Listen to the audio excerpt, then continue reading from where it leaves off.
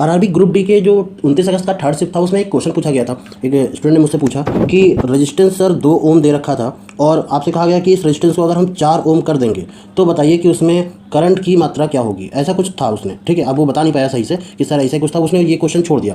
देखो वी बराबर क्या होता है, आई आर होता है, ठीक है। ये आपका ओम्स लॉ होता है, आपको पता ही होगा।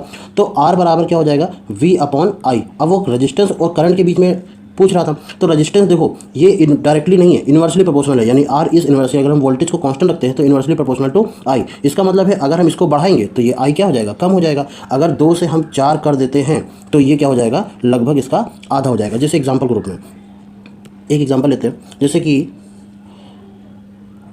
Are is proportional to 1 upon I हो गया, ठीक है। प्रोपोर्शनल को कुछ भी रखो तो R1 I1 is equal to R2 I2। अब हम R1 को हमने लिख लिया 2, तो I1 उस समय कितना था, मान लेते हैं कि 4 था, ठीक है। और R2 को हमने लिख लिया 4, तो I1 कितना हो गया, I2 कितना हो गया पता नहीं। तो 4 से 4 कट गया तो I2 की वैल्यू कितनी आ गई, देखो 2। तो पहले करंट कितनी थी, पहले करंट हमने I1 की वैल्यू कितनी रखी थी, 4 रखी थी। तो ये कितना हो गया, 2 हो गया। इसका मतलब ये है कि करंट जो होगी वो आधी हो जाएगी। इस क्वेश्चन का ये जवाब है, ठीक है। और इस तरीके से आप निकाल सकते हो किसी भी चीज़ में। तो मैं देख रहा हूँ कि लेंस के फॉर्मूले से और इनके रजिस्टिविटी से, फिजिक्स से कहीं ना कहीं न्यूमेरिकल्स आरआरबी ग्रुप डी में दे रहे हैं।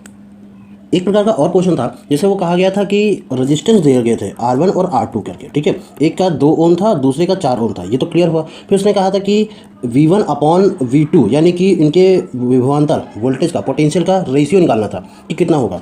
तो वही चीज़ है ना कि V बराबर आई आर। अब आप आई को क्या कर लीजिए, एज अ कॉन्स्टेंट मान लीजिए। तो V is proportional to R, तो इस कंडीशन में V1 अपॉन R1 ये क्या हो जाएगा, कांस्टेंट हो जाएगा। और इसी तरीके से आप V2 अपॉन R2 भी, सॉरी ये R2 होना चाहिए यहाँ पर, R2 भी ले सकते हैं। तो देखो यहाँ से अगर हम इस V1 को यहाँ रखेंगे तो V1 अपॉन V2 बराबर R1 अपॉन R2 ये हो जाएगा, ठीक है। इस कंडीशन को हम फॉलो करेंगे। तो V1 अपॉन V2 की वैल्यू क्या होगी, R1 की वैल्यू कितनी है 2, R2 की वैल्यू कितनी है 4, तो इसका रेशियो 1/2 यानी 1:2 आएगा, ठीक है। तो इस तरीके से सवाल ये वाला भी हो जाएगा। हालांकि इतना ज़्यादा करने की जरूरत नहीं है, सीधा सीधा आप क्वेश्चन कर सकते हो, क्योंकि आपको एग्जाम में ना सिर्फ आंसर निकालने से मतलब होता है, आपने कौन सी अप्रोच लगाई इससे मतलब नहीं होता। तो आप डायरेक्ट R1 ये है, R2 ये है, तो V1 अपॉन V2 यानी 1/2 यानी 1/2, यहीं से आप डायरेक्ट कर सकते हो विदिन 5 सेकंड के अंदर, ठीक है। अगला क्वेश्चन उसने बताया था कि लेंस से क्वेश्चन पूछा गया था कि U की वैल्यू दी गई थी, V की वैल्यू दी गई थी, शायद 10 के आसपास दी गई थी कुछ, और V की वैल्यू दी गई, नहीं V की नहीं, शायद F की वैल्यू बता रहा था कि 20 के आसपास दी गई थी, ठीक है। ऐसा कुछ क्वेश्चन था, ठीक है। और कह रहा है कि वस्तु की इमेज कहाँ बनेगी। तो देखो आपको पता ही है कि अगर हम उत्तल दर्पण, उत्तल था अवतल था, शायद कॉनकेव, अवतल दर्पण था, ठीक है। तो अवतल दर्पण के लिए तो हम लोग फॉर्मूला क्या लगाते थे, 1/f is equal to 1/u plus 1/v। Chapter याद है आपको, क्लास 10th में पढ़ाया जाता है ये आपको, लेंस चैप्टर, ठीक है। तो वहाँ पे पढ़ाया जाता था। तो इस फॉर्मूले का इस्तेमाल करके आप लगा सकते हो। तो 1/20 इज इक्वल टू वाट, 1/10। अगर ये मान लो यही वैल्यू है, अब एग्जैक्ट मुझे याद नहीं है क्योंकि फ़ोन पर मेरी बात हुई, ठीक है। तो 1/v की वैल्यू 1/20 माइनस 1/10, इसका मतलब ये हो जाएगा 20, ये आ जाएगा कितना 10 माइनस नहीं 1 - 2, ठीक है। इस तरीके से तो v की वैल्यू कितनी आ जाएगी 20 के आसपास आ जाएगी विथ माइनस साइन के साथ, ठीक है। ऐसा कुछ क्वेश्चन रहा होगा, ठीक। एक तरीके का और क्वेश्चन पूछा गया था कि कॉन्वेक्स लेंस की ऑब्जेक्ट की बता रहा था, दूरी दी गई थी और फोकस दूरी की भी कुछ बात कही गई थी। तो आपसे पूछा गया था क्वेश्चन में अगर ये बात करें तो इमेज कहाँ और कैसा बनेगा, यानी कि किस तरीके का बनेगा। तो देखो आपने क्लास 10 में अगर लेंस पढ़ा है, अच्छे से पढ़ा है, तो यहाँ पर हम लोगों को बताया जाता था कि एज अ इन्फिनाइट रखेंगे तब कहाँ बनेगा, F के पीछे रखेंगे तब कहाँ बनेगा, F1 के, ठीक है। F1 पर रखेंगे तब कहाँ बनेगा, F1 और C1 के बीच में रखेंगे तब कहाँ बनेगा, C1 पर रखेंगे तब कहाँ बनेगा, C1 के आगे रखेंगे तब कहाँ बनेगा। हर एक की एक ही कंडीशन होती थी। क्या कंडीशन होती थी कि मान लीजिए, अब मैं आपको एक बना के दिखाता हूँ, ठीक है। अब उस हिसाब से आप अपने आप को मतलब कंफर्म कर लीजिएगा कि हाँ आपको कितना आता है। तो मान लीजिए हम F1 और C1 के बीच में रख करके दे रहे हैं, तो एक लाइन तो सीधी जा करके कहाँ से जाती थी, C2 से जाती थी, ये जाती थी, ठीक है। और एक कहाँ से जाती थी, मिड पॉइंट से, यहाँ से। अगर मैं इसका कलर चेंज कर लूँ, ठीक है, तो एक इसके मिड से जाएगी, तो एक मिड से ऐसे जाने लगेगी। वस्तु जहाँ पर एक दूसरे को लाइन को कट करती है तो वहाँ पर वस्तु बनेगी। तो आपने देखा ना कि इससे बड़ा बना है, कैसा बना है, उल्टा बना है, वास्तविक बना है। इस तरीके से आप निकाल सकते हो। अब आगे पीछे करोगे तो वस्तु की इमेज, ये इमेज है, ये ध्यान रखिएगा, ये इमेज बन रही है, ठीक है। और ये आपका ऑब्जेक्ट है। तो इस तरीके से आपका प्रतिबिंब छोटा बड़ा बनने लगेगा, ठीक है। अब क्वेश्चन में क्या पूछा गया था एग्जैक्टली मुझे नहीं पता, बट इस तरीके से क्वेश्चन सॉल्व करते हैं फिजिक्स का, अगर इमेज फॉर्मेशन के लिए आ जाता है। और अगर आपको नहीं आता है तो मैं रिकमेंड करूंगा कि एनसीईआरटी बुक से आप पढ़िए, 6 के 6 फिगर्स आप उसके पढ़ लीजिए। कॉन्वेक्स के 2 फिगर्स बने हुए हैं, कॉनकेव के, लेंस और मिरर दोनों के पढ़ के जाइए, क्योंकि हो सकता है अगली बार अगली शिफ्ट में मिरर के क्वेश्चंस पूछने लगे, लेंस के ना पूछ करके। ये और आपका साउंड चैप्टर भी आप पढ़ लीजिएगा, क्योंकि मुझे ऐसा लगता है कि अगली आने वाली फेज़ या शिफ्ट में साउंड चैप्टर से क्वेश्चंस पूछे जाएंगे और उनमें भी बहुत अच्छे अच्छे नंबर के क्वेश्चंस पूछे जाएंगे, जो थोड़ा सा डिफिकल्ट होते हैं, हाई स्कूल लेवल के जो आते हैं वो। एक क्वेश्चन और आया था जो केमिस्ट्री आया था, वो भी थोड़ा डिस्कस कर लेते हैं, ठीक है। जिंक और कॉपर सल्फेट से रिलेटेड आया था क्वेश्चन कि देखिए अगर हम लोग जिंक को यानी कि Zn को थोड़ा सा कलर चेंज कर लेते हैं। Zn को कॉपर सल्फेट यानी CuSO4 के साथ रिप्लेस करते हैं तो क्या होता है। देखिए जिंक जो होता है वो कॉपर से हाईली रिएक्टिव होता है, तो यहाँ पर डिस्प्लेसमेंट यानी विस्थापन अभिक्रिया लग जाएगी। तो विस्थापन अभिक्रिया क्या करती है कि एक आइटम से दूसरे आइटम को डिस्प्लेस कर देता है, ठीक है, और उसकी जगह ले लेता है, यानी कि ये इसको हटा देगा तो यहाँ पर जिंक सल्फेट बन जाएगा, ZnSO4 बन जाएगा और कॉपर हमारा अलग हो जाएगा, ठीक है, बाहर हो जाएगा।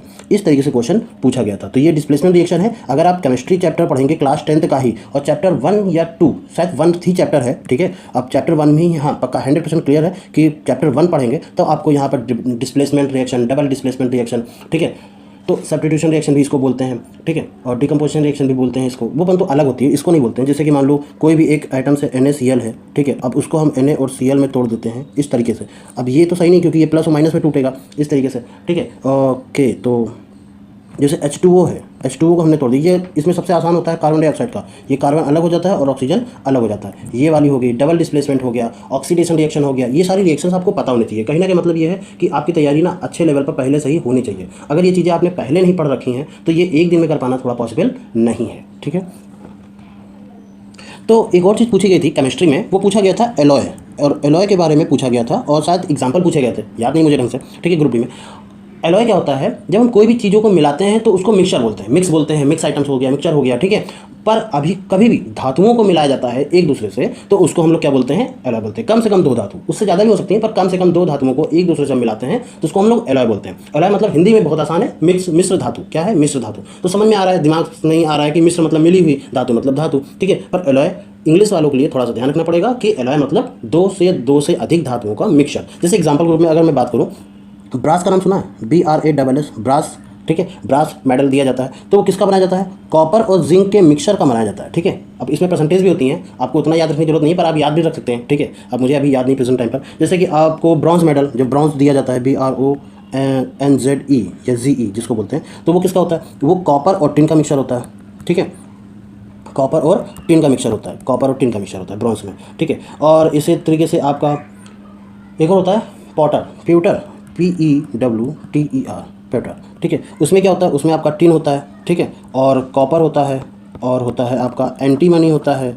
प्लस बिस्मिथ भी मिलाया जाता है इसमें, ठीक है। तो इस तरीके से आपको ये सारे नाम याद रखने पड़ेंगे और इनके परसेंटेज अगर याद कर सकते हो तो ठीक है, वो भी सही है, याद कर लीजिए। अदरवाइज ये नाम तो आपको याद करने ही पड़ेंगे, ठीक है। अगर मैं बात करूँ रीजनिंग की, तो रीजनिंग में ना पजल पूछी जा रही हैं और पजल्स लगभग 8 से 9 पजल पूछी जा रही हैं, हर शिफ्ट की बात कर रहे हैं। हालांकि वो पजल्स काफ़ी आसान होती हैं और एक पजल का एक ही क्वेश्चन होता है और कोई क्वेश्चन नहीं होता है, तो ये जरूर पूछी जानी चाहिए थी। इसमें कोई दिक्कत नहीं, क्योंकि मैं NTPC CBT 2 का जो पेपर देने गया था तब भी उसमें 8 से 9 पजल पूछी गई थी और अच्छी खासी लेवल की थी, मतलब ठीक ठाक थी। एक बार में आपका बन जाएगा, एक मिनट के अंदर अंदर आपकी पजल बन जाएगी, अगर आपकी पजल काफ़ी अच्छी प्रैक्टिस कर रहे हो तो। अगर आपकी पजल की प्रैक्टिस नहीं है तो आप यहाँ पर मैंने कुछ पजल शायद ज़्यादा नहीं है बट कुछ पजल्स हैं जिनको मैंने डाला हुआ है, आप उनको देख सकते हैं कि किस तरीके से सॉल्व करना है, ठीक है। और बाकी पजल की प्रैक्टिस जरूर से जरूर करिए, क्योंकि ये आपका बहुत बड़ा मार्जिन 8 से 9 नंबर का लेके जा रही है। और जो बच्चे पजल की प्रैक्टिस नहीं कर रहे हैं वो कहीं ना कहीं 8 से 9 नंबर खो रहे हैं, या अगर पजल नहीं भी प्रैक्टिस कर रहे हैं तो कहीं ना कहीं अपना टाइम लॉस कर रहे हैं, क्योंकि वही 8 पजल बनाने में अगर उनको 15 से 20 मिनट लग रहा है तो फिर कहीं ना कहीं दिक्कत की बात है। 8 से 9 पजल अमन अगर मैं बात करूँ तो 11 मिनट में बन ही जानी चाहिए, क्योंकि पजल का लेवल काफ़ी सरल आ रहा है, ठीक है। और मैथ के क्वेश्चन की बात करूँ तो मैथ के में बहुत सारे क्वेश्चन को ट्रिक्स वाइज, यानी कि अब उस तरीके का शॉर्ट ट्रिक्स नहीं है कि कोई भी क्वेश्चन ऐसे शॉर्ट ट्रिक्स लगाए जो पहले आते थे 2017-18 में, उस तरीके के नहीं है, ठीक है। क्योंकि आप भी पता चल गया, आपको भी पता है कि क्वेश्चन का लेवल क्या आ रहा है, तो कोई भी क्वेश्चन को और आसानी से क्या सॉल्व कर सकते हैं, मैं उन क्वेश्चंस को इसमें डालता हूँ एज अ शॉर्ट्स के रूप में। आप चाहें तो उसको देख सकते हैं, चाहे तो कोई बात नहीं, पर एक बार विजिट करिए और उसको देखिए, नहीं समझ आता तो दोबारा मत देखिए, कोई बात नहीं, ठीक है। बट आप एक बार देखने की कोशिश जरूर कीजिएगा। थैंक यू वेरी मच, मिलते हैं नए वीडियो में, तब तक के लिए।